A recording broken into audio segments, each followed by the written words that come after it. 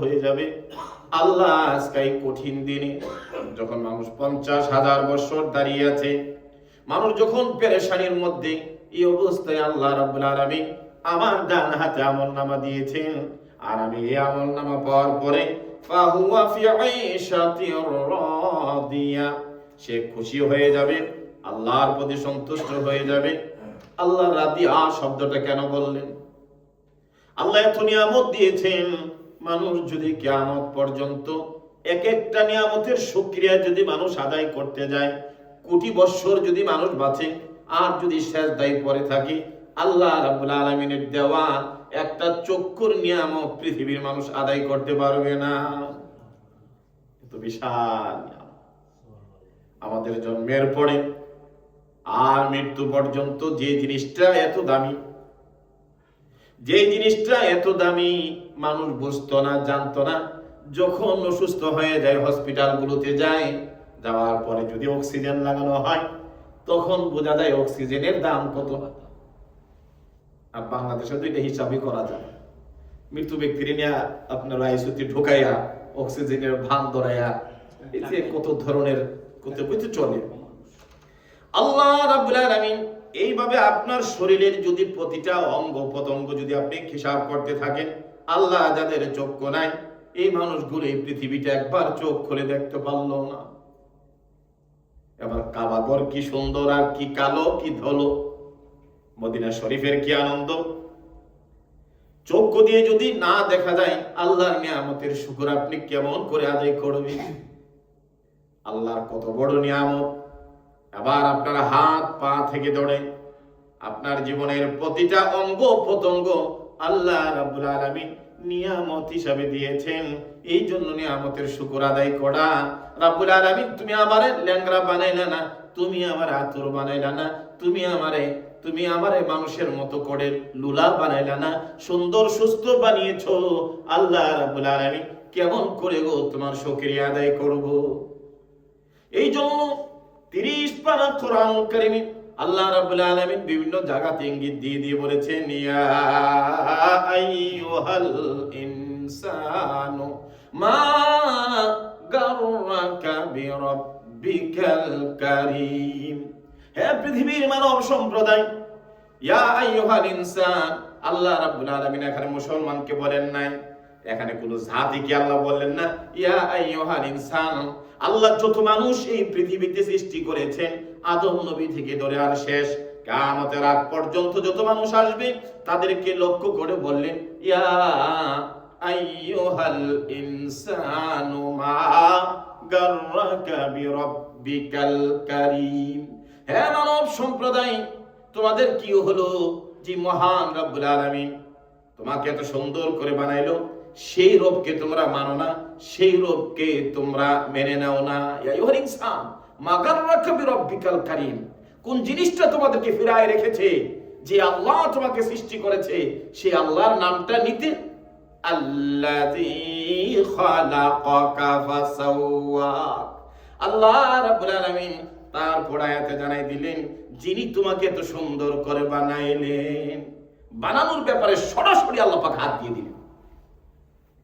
আল্লাহ রাব্বুল আলামিন এই জন্য বললেন, এত সুন্দর করে বানানোর যা কিছু আছে, সৃষ্টির রহস্য কে করলেন? আমার আল্লাহ। এই পৃথিবীতে আদম নবী থেকে ধরে কত কোটি কোটি মানুষ এই পৃথিবী থেকে গুজারা গেল, আর যাবে, আসবে।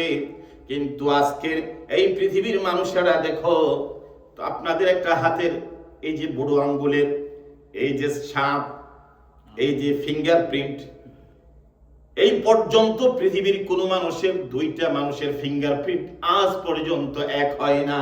সুবহানাল্লাহ, কেমন কারিগরি আমার আল্লাহ। এক হয় না, আপনি চিন্তা করেছেন? তার নাম রব, তার নাম আমার আল্লাহ। যাই হোক, অনেক কথা। এই জন্য হাসরের ময়দানে আল্লাহ রাব্বুল আলামিন যখন এই নিয়ামত দিবেন, যখন ডান হাতে আমলনামা পাবেন, ফাহুয়া ফি আইশাতির রাদিয়া, বান্দা খুশি হয়ে যাবে। আল্লাহ, এই সামান্য ক্ষুদ্র জিন্দেগিতে কি আমল করলাম, এত বেশি তো তোমাকে ডাকতে পারি নাই, এত বেশি তোমার ইবাদত করতে পারি নাই, এত বেশি রাত জেগে তোমার তোমাকে ডাকতে পারি নাই। সামান্য ইবাদতের আমলগুলোকে তুমি বড় করে এই আমলকে তুমি কবুল করে আজকে এই কঠিন মুসিবতের দিনে আমার ডান হাতে আমলনামা দিয়েছো, আমি বড় খুশি। রব্বুল আলামিন কেমন করে তোমার শুকরিয়া আদায় করব? মানুষগুলো জবান খুলে যাবে সেই দিন, আর আল্লাহর দরবারে চিৎকার করে করে বলবে আলহামদুলিল্লাহিল্লাযী সাদাকানা ওয়া'দাহু।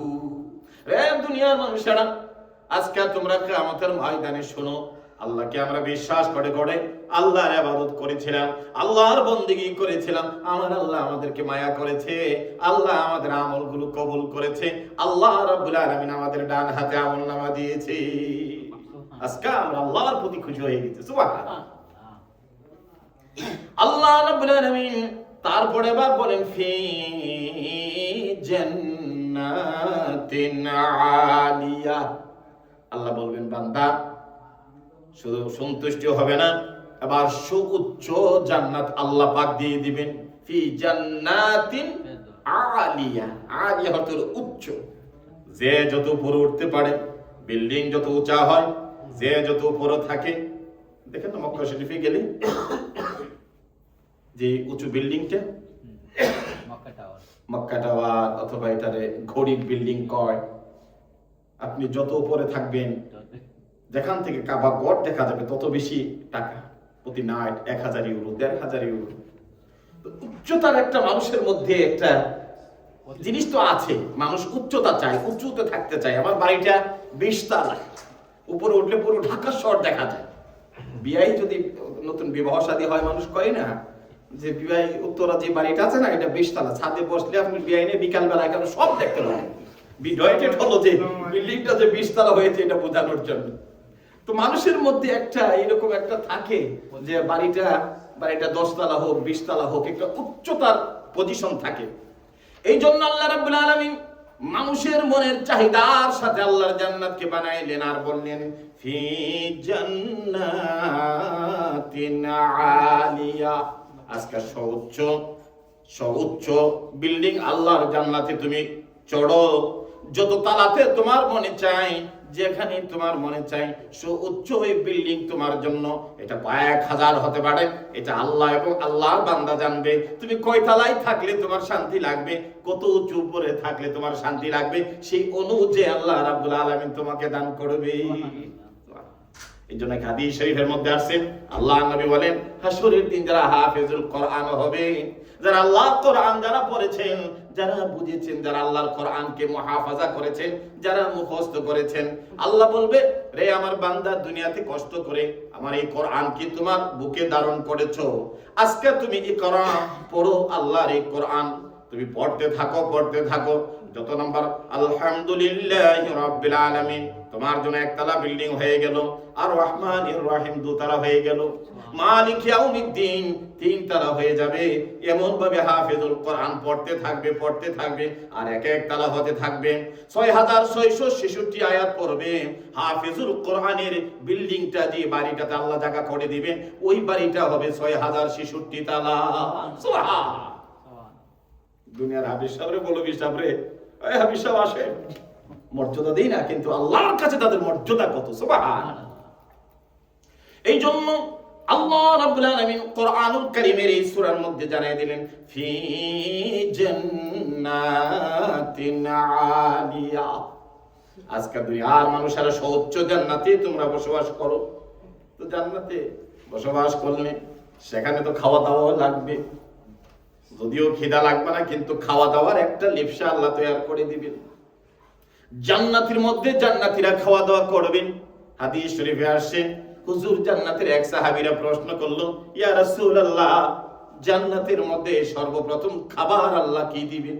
সুবহানাল্লাহ। কোন খাবারটা সর্বপ্রথম আল্লাহ খাওয়াইবেন?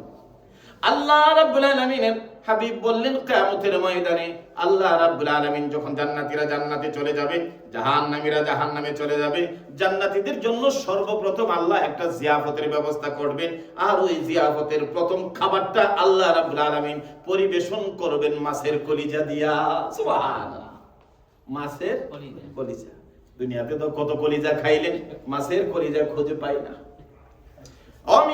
কিয়ামতের ময়দানে আল্লাহ রাব্বুল আলামিন এমন জিনিস দিয়া আল্লাহ আপ্যায়ন করবেন, কুতুফুহা দানিয়া। যখন জান্নাতে চলে যাবেন, জান্নাতের গাছের আঙ্গুর ফলগুলো, ডালিম ফলগুলো, কুতুফুহা দানিয়া। আপনার বাড়ির সামনে আপনার যে বিল্ডিং এর ৬৬৬৬ তলায় যদি থাকেন, আপনার সামনে ওই আপনার বাসার, আপনার বিল্ডিং এর আপনার বাসার সামনে একেবারে বারান্দার সামনে আপনি যেখানে বসা থাকবেন, সেখানে আঙ্গুর ফলগুলো, আল্লাহর জান্নাতি ফলগুলো ঝুলে থাকবে। যেন জান্নাতি ব্যক্তি যেন নিচে যাইয়া দৌড়াইয়া কুটা দেয়া যেন না পারতে হয়, না যেন গাছে উঠতে হয়। এই জন্য যখনই চাইবেন জান্নাতি ফলগুলো আপনার সামনে একেবারে ঝুলে থাকবে। কোরআন বলছে কুতুফুহা দানিয়া, ঝুলে থাকা, অর্থাৎ আল্লাহর জান্নাতি ফলগুলো তোমার মুখের সামনে, তোমার হাতের সামনে ঝুলে থাকবে। দেখেন না, বড় বড় এখন ছোট ছোট গাছের মধ্যে কি সুন্দর সুন্দর আম দৌড়ে, পেয়ারা দৌড়ে, এখন আর পারতে কষ্ট হয় না। বাগানের সামনে নিচে যাইয়া যেটা মনে চাই এটি পারতে পারেন। আল্লাহ রাব্বুল আলামিন কোরআনে বলে দিলেন কুতুফুহা দানিয়া। জান্নাতীরা যখন খাবার মনে চাইবে, জান্নাতি গাছের ফলটা তার সামনে ঝুলে থাকবে, আর তুমি যে এটা খাও, ওই ফলটা এত সুন্দর হবে, এত সুন্দর কালার হবে, এত মিষ্টি হবে, যেটা কোনোদিন খাও নাই, যেটা কোনোদিন দেখো নাই। আল্লাহর জান্নাতে আল্লাহ রাব্বুল আলামিন আল্লাহর নেককার বান্দাদের জন্য এমন ভাবে বানিয়ে রেখেছে। সুবহানাল্লাহ। এবার খান আর ঘুমান। আল্লাহ হুজুর তুমি ছুঁই খাইনি, জান্নাতি ফল যদি এত খাই প্রস্রাব হবে কিনা, পায়খানা হবে কিনা?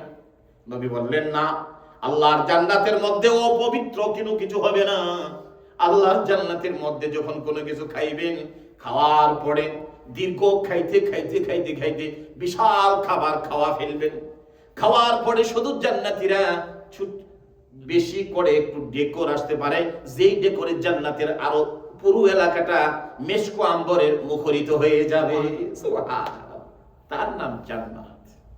এই জন্য রাসূল বলেছেন, আল্লাহ যে কি নিয়ামত রেখেছে জান্নাতে, এটা মুমিনের চক্ষু কোনোদিন দেখে নাই, কান কোনোদিন শুনে নাই, হৃদয় কোনোদিন উপলব্ধি করতে পারে নাই। এত নিয়ামত আল্লাহ পাক রেখেছেন। আবার আল্লাহ রাব্বুল আলামিন ওই জান্নাতীদেরকে বলবেন, কুলু ওয়াশরাবু হানিআম বিমা আসলাফতুম ফিল আইয়ামিল খালিয়া। আল্লাহ রাব্বুল আলামিন বলবে, কুলু ওয়াশরাবু, ও আমার বান্দারা তোমরা খাও, পান করো। তাহলে বোঝা গেল এখানে পানীয় জাতীয় থাকবে। কুলু অর্থ হলো খাওয়া। আপনি ভাত খাইবেন এই দেশে, যেখানে আমরা বাংলাদেশে না সবাই পানিরও কয় খাই, ভাতেরও কই খাই, সবকিছুই খাওয়ার মধ্যে চলে যায়। কিন্তু যখন এই দেশে আসলাম, আসার পরে দেখলাম যে না, এটার মধ্যে একটু পার্থক্য আছে, খাবারে কই এসেন। আর যখন আপনি কোনো পানীয় জাতীয় খাবেন, আপনি পানি খাবেন, আপনি অন্য কিছু ড্রিঙ্কস করবেন, তখন কয় কি ট্রিঙ্কেন করেন। এই জন্য আল্লাহ রাব্বুল আলামিন কোরআনুল কারীমের মধ্যে জানাই দিলেন, কুলু ওয়াশরাবু, তোমরা খাও, খাবার জিনিস থাকবে। যেহেতু আল্লাহ মাছের কলিজা দিয়া খাওয়াবেন, হঠাৎ করে তো কবুতর খাওয়ারও ইচ্ছা হতে পারে। জান্নাতি ব্যক্তিরা যা চাইবে, আল্লাহ রাব্বুল আলামিনের হাবিব বলেন, জান্নাতের মধ্যে যা চাইবে বলা চাওয়া লাগবে না, মনের মধ্যে উদয় হবে, হওয়ার সাথে সাথে আল্লাহ রাব্বুল আলামিন জান্নাতি ব্যক্তির সামনে সবকিছু আল্লাহ রেডি করে দিবে। কয়েক সেকেন্ডের মধ্যে। ধরেন হঠাৎ করে মনে ছিল কবুতরের বাচ্চা খাইতেন, ওই যে খাইছিলেন ছোট সময়, ভুলতে পারেন না তো এটা হইতে পারে। চাওয়ার সাথে সাথে, আর কাঁঠাল চাইলে তো কথাই না, কিন্তু আঠা থাকবে না, এত সুন্দর থাকবে, গ্রাম থাকবে। জানি আমদ চাইবেন আল্লাহ রাব্বুল আলামিন দিবে। কে এক লোক আসিল হুজুরে, কই হুজুর সব যখন পাওয়া যাবে, হুক্কা পাওয়া যাবে না হুজুর। তো হুজুর কইলে, তুমি যদি জান্নাতি হও, তোমার এই হুক্কা, যারা বিড়ি খান, যারা সিগারেট খান, যারা হুক্কা খান, এই নেশা ওই আল্লাহর জান্নাতে হবে না। এটা পবিত্র জায়গা, আল্লাহ পবিত্র জিনিস আপনার মনে চাইবে। সুবহানাল্লাহ। তো যেহেতু জান্নাতে খাইবেন না, দুনিয়াতে খাইয়া লাভ কি? এটা যেহেতু পছন্দ না, নামাজে আসলে, ইয়াতে আসলে এটা আস্তে আস্তে ছাড়ার ব্যবস্থা করেন। আল্লাহ পাক যে তৌফিক এনায়েত করে আমরা বলি আমিন। আল্লাহ রাব্বুল আলামিন এবার সূরা হাক্কার 24 নম্বর আয়াতে জানাই দিলেন, কুলু ওয়াশরাবু হানিআম বিমা আসলাফতুম ফিল আইয়ামিল খালিয়া। রে আমার বান্দা, দুনিয়াতে কষ্ট করেছো, দুনিয়ার জিন্দেগিতে কষ্ট করেছো, এই কষ্টের বিনিময়ে আসলাফতুম ফিল আইয়ামিল খালিয়া, আজকে তোমরা জান্নাতের মধ্যে খাও, জান্নাতের মধ্যে পান করো। এই যে জান্নাতে খাইবেন পান করবেন, এটা কিসের বিনিময়ে? কিসের বিনিময়ে? আল্লাহ রাব্বুল আলামিন জানাই দিলেন, যারা দুনিয়াতে যে আমলের কারণে আমি আল্লাহ রাব্বুল আলামিন তোমাদের প্রতি খুশি হয়ে গিয়েছিলাম, আমি আল্লাহ রাব্বুল আলামিন তোমাদের যে ব্যবহারের কারণে খুশি হয়েছিলাম, তোমার চলার, তোমার বলার, তোমার জিন্দেগির আমল নামার কারণে আমি আল্লাহ খুশি হয়েছিলাম। এই খুশি হওয়ার কারণে আজকে তুমি জান্নাতে, আমি আল্লাহ যে পছন্দনীয় আমলগুলো আমি আল্লাহ পছন্দ করেছিলাম, আর তুমি আমি আল্লাহকে ভয় করে করে করেছো, তার বিনিময়ে তুমি জান্নাতের মধ্যে খাও, পান করো, আর এই জান্নাতের মধ্যে শান্তিতে থাকো। সুবহানাল্লাহ। আল্লাহ যেন জান্নাতে আমাদেরকে সবাইকে কবুল করে বলেন আমিন। তারপর আল্লাহ রাব্বুল আলামিন, এবার তো আমি বলেছিলাম গত জুমা থেকে ধরে এর আগের জুমা পর্যন্ত আল্লাহ রাব্বুল আলামিন যাদের ডান হাতে আমলনামা দিবেন তাদের ফেরেশতাটা, তাদের ব্যাপারটা আল্লাহ এইভাবে সূরা হাক্কার মধ্যে আলোচনা করেছেন 24 নম্বর আয়াত পর্যন্ত। এবার আল্লাহ রাব্বুল আলামিন যখনই নামাজের কথা বলেন, রোজার কথা বলেন, যারা করেছে তাদের সুখবর দেন জান্নাতের, যারা আমল করেন নাই জাহান্নামের। যখনই আল্লাহ কোনো কিছু বিষয় আলোচনা করেন, ভালোটা করেন আগে, তারপরে মন্দটা করেন, কোনো সময় মন্দটা আগে নিয়ে আসেন, আবার খারাপ ভালোটা আল্লাহ পরে করেন। আল্লাহ রাব্বুল আলামিন এবার 25 নম্বর আয়াতের মধ্যে সূরা হাক্কার আল্লাহ রাব্বুল আলামিন জানাই দিলেন, ওয়া আম্মা মান উতিয়া কিতাবাহু বিশিমালিহি। আল্লাহ রাব্বুল আলামিন বললেন, এবার যাদের বাম হাতে যাদের আমলনামা দেওয়া হবে, ওয়া আম্মা মান উতিয়া কিতাবাহু, তোমার আমলনামার কিতাবটা যাদেরকে দেওয়া হবে তার বাম হাতে, শিমালিহি, তার বাম দিকে যাকে দেওয়া হবে, বাম হাতে যার আমলনামাটা দেওয়া হবে,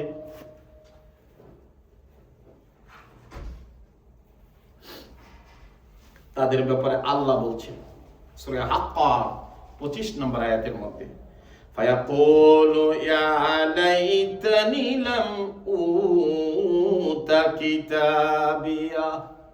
আহা, ওই মানুষটা চিৎকার করে হাসরের ময়দানে বলবে, যাদের বাম হাতে আপনার জিন্দেগির আমলনামাটা দিবে, আর বলবে, নাও তোমার আমলনামা পড়ো, এবার তোমার বন্ধু বান্ধবকে জানাও তোমার আমলনামার মধ্যে তুমি কি করে আসছো।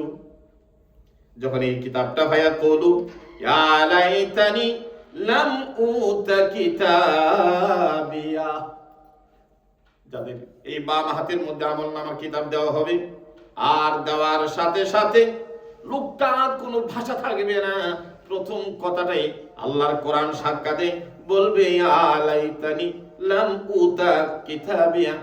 এই কঠিন মুসিবতের সময় আল্লাহ গো, তুমি যদি আমলনামা যদি আমাকে না দেওয়া হতো, আমাকে যদি এই হিসাব যদি না দিতে আল্লাহ, আমি খুশি হইতাম।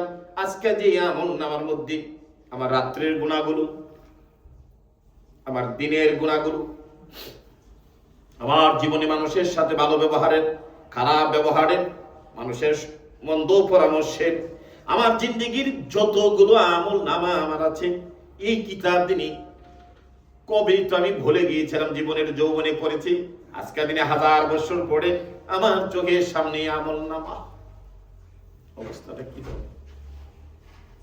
আর যদি ভিডিও সহকারে ফেরেশতারা ধরে, তখন অবস্থাটা কি হবে? এই কিতাব যখন দেখবে বলবে, ইয়া লাইতানি, হায় হায় হায় আফসোস, ইয়া লাইতানি যতবার এসে আফসোস করে বান্দা বলবে, ইয়া লাইতানি লাম উতা কিতাবিয়া, আমার আমলনামার কিতাবটা যদি আজকে দেওয়ানো হতো, আমার জন্য কতই না ভালো হতো। ওয়ালাম আদরি মা হিসাবিয়া, ওমা আদরি মা হিসাবিয়া, আজকে যদি আমার এই হিসাব নেওয়া না হতো, আমাকে যদি আমল নামার কিতাব না দিত, আমাকে যদি হিসাব, আমার জিন্দেগির হিসাব যদি না দেওয়া হতো, তাহলে আমার জন্য কতই না ভালো হতো। ইয়া লাইতাহা কানাতিল কাদিয়া, হায় হায় হায়, আমার মৃত্যুই যদি আমার জীবনের শেষ হয়ে যেত, কি আফসোস করে বলবে। আমার এই মৃত্যুটাই যদি আমার শেষ হয়ে যেত। অনেকে আছে জীবনে অপরাধের শৈলাভ ঘটায় ফেলে, মনে হয় যে মৃত্যুর পরে আপনার আর কেউ হিসাব নিবে না। মরার পরেই মনে করে সে তার জিন্দেগির সব শেষ, সে মাটি হয়ে যাবে। অথবা কাফের নাস্তিক্যবাদীদের যে আকীদা আমাদের মুসলমানের মধ্যে অনেকে আছে, অনেকেই বলে ফেলে, দেখবেন যে হ্যাঁ ভালো বুঝে, সর্দারি করে, মাথা বড়িও করে, আবার বললে মরলে দেখা যাবে না। আরে মরলেই তো দেখবে, এর আগে তো আর দেখতাম, মরার আগে দেখা যাবে, মরলেই বুঝবা। আমার ভাইরা, ওই মানুষগুলো চিৎকার করে করে বলবে, ওয়ালাম আদরি মা হিসাবিয়া, আজকে যদি আমার হিসাব নেওয়া না হতো, আজকে যদি আমার এই জিন্দেগির আমল নামা যদি না দেওয়া হতো, আমার হিসাব যদি না নেওয়া হতো, ইয়া লাইতাহা কানাতিল কাদিয়া, আমার মৃত্যুই যদি আমার জীবনের শেষ হয়ে যেত, আমার মৃত্যুই যদি আমার জীবনের সব শেষ হয়ে যেত, আমার জন্য কত ভালো হতো, আমার জন্য কতই না মঙ্গল হতো। এই কথাগুলো সে আফসোস করে করে বলতে থাকবে আর বলবে, আল্লাহ আমাকে যদি এই হিসাবগুলো যদি না দেওয়া হতো, এই হিসাবগুলো যদি না নেওয়া হতো, তাহলে আমার জন্য অনেক মঙ্গল হতো।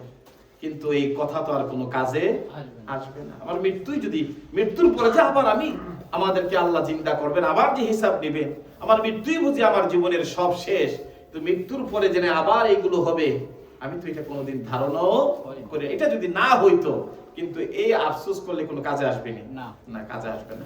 আরো তার মনের কি কথাগুলো বলবেন। আবার 28 নম্বর আয়াত আল্লাহ বলেন, মা আগনা আন্নি মালিয়া, বল মা আগনা আন্নি মালিয়া, আজকে যে সম্পদের জন্য আল্লাহ তো যিনি সৃষ্টি করছেন, আপনি আমাদের ব্যাপারে জানেন কিনা? অবশ্যই জানেন না, অবশ্যই, কারণ প্রতিটা মানুষই তো সম্পদের পাছনে ঘুরছে। যে সম্পদ আপনি আমাকে সবাইকে, কারণ এটার একটা স্পৃহা আমাদের অন্তরের মধ্যে আল্লাহ পাক সৃষ্টি করেছেন। এই জন্য আল্লাহ রাব্বুল আলামিন হাশরের দিন আল্লাহ রাব্বুল আলামিন বলবেন, মা আগনা আন্নি মালিয়া, ওই মানুষটা তখন চিৎকার করবে, বলবে, আহা দুনিয়ার জিন্দেগিতে মালের জন্য এত কিছু করলাম, দিনে পরিশ্রম করলাম, রাতে পরিশ্রম করলাম, হায় হায় পরিশ্রম, টাকার জন্য রোজা কোন দিকে যায়, শুক্রবার কোন দিকে যায় খবর নাই, এমন ভাবে আমরা পাগল হয়ে গেছি। এই জন্য আল্লাহ বলেন, মা আগনা আন্নি মালিয়া, যে মালের জন্য, এই মাল রে আল্লাহ কোরআন মালই বলছে, মালিয়া, তুমি তোমার যে মালের জন্য জিন্দেগির এই সময় যে তুমি ব্যয় করলাম, জমা চলে গেল, রমাদান চলে গেল, হজ চলে গেল, যাকাত চলে গেল, দুনিয়ার কোনো দিকে তোমার খেয়াল থাকলো না, যে সম্পদের পাহাড় গড়াইলা, সম্পদ দেখে আল্লাহ, সম্পদ করতে বাধা নাই, কিন্তু সম্পদ করতে যায় যদি কেউ আল্লাহকে ভুলে যায় তখনই বাধা। সম্পদ করতে যায় যদি যাকাত না দেন তখনই বাধা। সম্পদ হওয়ার পরে যদি হজ ফরজ হয় আর যদি আপনি হজ না করেন তখনই বাধা। হালাল ভাবে যদি আপনাকে আল্লাহ সম্পদ দেয়, এটা তো অনেক ভালো, আপনি নিজে যেমন ভোগ করবেন, ছেলে মেয়েদেরকে দিবেন, এতিম অসহায় মানুষদেরকে দিবেন, দান করবেন, কিছু সম্পদ রেখে যাবেন। কিন্তু যে সম্পদ আপনাকে এমন জায়গায় নিয়ে পৌঁছে দিল, কোথায় আমার নামাজ, কোথায় আমার হজ, কোথায় আমার যাকাত, কোথায় আমার মুসলমানিত্ব, কোথায় আমার পরিচয়, সবগুলো যখন আমি ভুলে গেলাম, এই ভোলার পরে ওই সম্পদ আপনি আমার জন্য বড় বিপদ হয়ে দাঁড়াবে।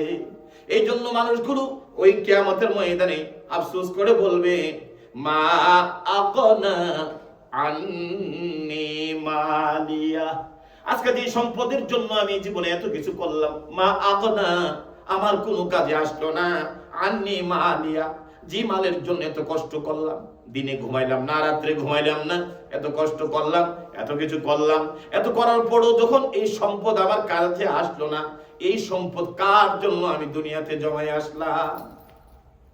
এই জন্য আমার ভাইরা, সম্পদ জমান, কাজ করেন, আপত্তি নাই, কিন্তু করতে যায় যেন আমার আল্লাহর হুকুমগুলো, আমার আল্লাহর কাজগুলো যেন আপনার জীবন থেকে যেন ঝরে না যায়।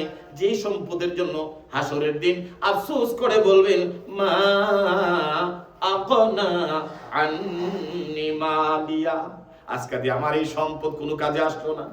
এই কঠিন মুসিবতের সময় আমার বাম হাতে আমলনামা চলে আসলো, যে আমলনামার হিসাব আমি দেখতেছি, আল্লাহ এই হিসাব হাসরের ময়দানে দিয়া তোমার জান্নাতে যাওয়া সম্ভব হবে না।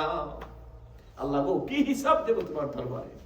এইভাবে মানুষগুলো চিৎকার করে করে হাসরের ময়দানে বলবে, আমার হিসাব যদি না দেওয়া হতো, আমার মৃত্যুই যদি আমার জীবনে শেষ হতো, আমার হিসাব যদি না নেওয়া হতো, এইভাবে চিন্তা করে করে জীবনের প্রত্যেকটা সম্পদের প্রতি তার তখন খালি আফসোস বেড়ে যাবে।